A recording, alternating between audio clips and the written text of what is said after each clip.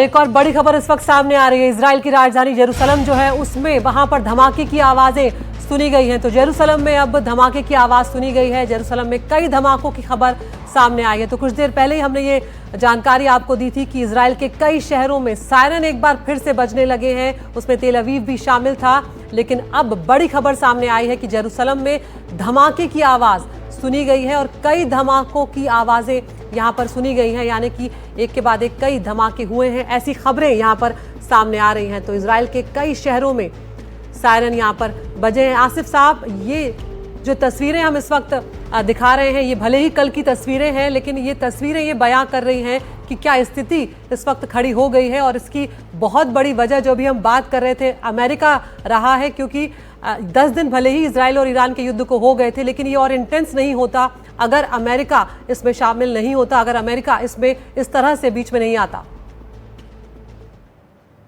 तरह से सहमत हूँ। स्थिति तो बहुत ही ज्यादा, कहते हैं ना, गंभीर हिंदी में वो हो गई है।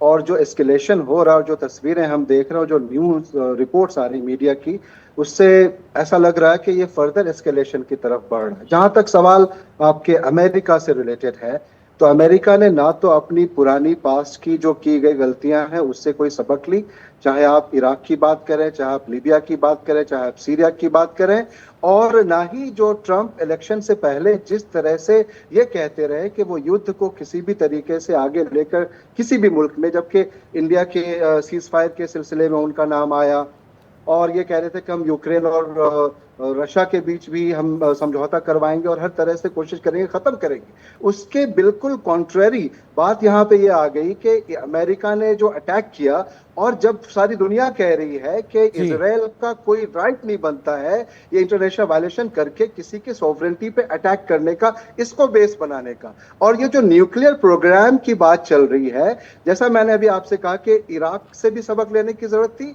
इस न्यूक्लियर प्रोग्राम को रीजन बना के जो आगे बात की जा रही है, इसको हम इस प्रिज्म से नहीं देख सकते, सिर्फ आइसोलेशन में नहीं रख सकते। इसको हमें जाना पड़ेगा पीछे, पिछले 2 साल और पूरी हिस्ट्री। पिछले 2 साल की अगर मैं बात करूं तो मैं 1 मिनट में अपनी बात खत्म करूंगा। 2 साल से जो इन्होंने पूरा एक हंगामा बर्पा किया हुआ है गजा में, फलस्तीन में, और पूरी तरह से तबाही, बर्बादी, हॉस्पिटल्स कहां नहीं छोड़ा, और उसके बाद इसका कहीं ना कहीं कनेक्शन, बिल्कुल जो सिचुएशन है वो लगातार एस्केलेट होती हुई यहां से नजर आ रही है। एक और बड़ी खबर आ रही है, जरा हम दर्शकों को बता दें, क्योंकि निगाहें आज सबकी इस बात पर है कि जब ईरान के विदेश मंत्री पुतिन के साथ वार्ता करेंगे तो क्या कुछ होगा, क्योंकि हमले के बाद मॉस्को पहुंच चुके ईरान के विदेश मंत्री हमले को लेकर राष्ट्रपति पुतिन से मुलाकात करेंगे और पुतिन के साथ बेहद महत्वपूर्ण चर्चा होगी। ये बड़ी खबर आपको बता रहे हैं। तो अब्बास अराक्ची जो है वो मॉस्को पहुंच चुके हैं, ईरान के विदेश मंत्री, और आज एक बड़ी मुलाकात, बड़ी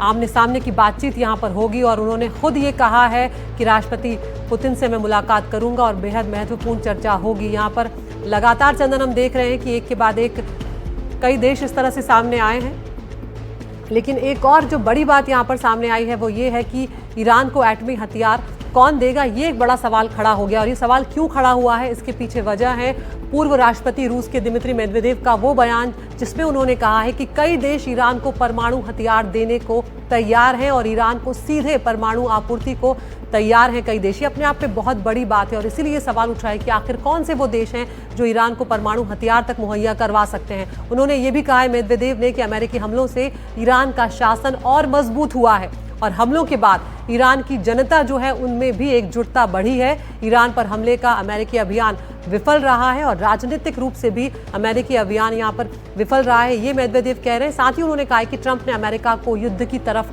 ढकेल दिया है, एक नए संघर्ष में अब अमेरिका यहाँ पर उलझ गया। और ये बहुत महत्वपूर्ण बातें मेदवेदेव यहाँ पर कहते हुए नजर आ रहे हैं, क्योंकि जिस संघर्ष में अमेरिका यहाँ पर उलझा है वो इतनी आसानी से खत्म होता नजर नहीं आता। और लगातार उसी के चलते ये खबरें हम देख रहे हैं कि अब एक बार हमने देखा कि किस तरह से इजराइल की राजधानी जेरूसलम में अभी बम धमाकों की खबरें यहाँ पर सामने आ रही हैं।